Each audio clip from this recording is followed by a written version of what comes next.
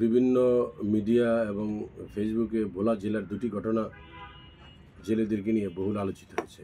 একটি ঘটনা হলো ভোলা সদরের দিগুলদি ইউনিয়নের কিছু জেলেরা, যেটা তারা ভারতের জেলখানায় আছে। আর আরেকটি ঘটনা লালমন উপজেলার মায়ের দোয়া যে ট্রলার আছে, সেই ট্রলারটি জেলেরা যখন গভীর রাতে মাছ ধরতে চায়, তারপর থেকে আজকে দীর্ঘ 15 দিন হয়ে গেল এই তারা আর ফেরত আসছে না এবং তাদের মোবাইল ফোন বন্ধ পাওয়া যাচ্ছে। তো এক্ষেত্রে দুটি ঘটনারই যারা আত্মীয় স্বজন শুভাকাঙ্ক্ষীরা রয়েছেন, তারা মানববন্ধন সহ বিভিন্ন ফেসবুক মিডিয়ায় ইন্টারভিউ দিয়েছেন, পররাষ্ট্র মন্ত্রণালয় সহ সংশ্লিষ্টদের দৃষ্টি আকর্ষণ করেছেন। এটা যখন আজকে আমার দৃষ্টিগোচর হয়েছে মিডিয়ার মাধ্যমে, আমি বিষয়টি তাৎক্ষণিকভাবে লিখিত আকারে মাননীয় পররাষ্ট্র উপদেষ্টা মহোদয়কে জানিয়েছি এবং তার সাথে আমি বিকেল 4টায় সরাসরি দেখা করে ভোলা জেলার উক্ত দুটি ঘটনা আমি ব্যাখ্যা করেছি।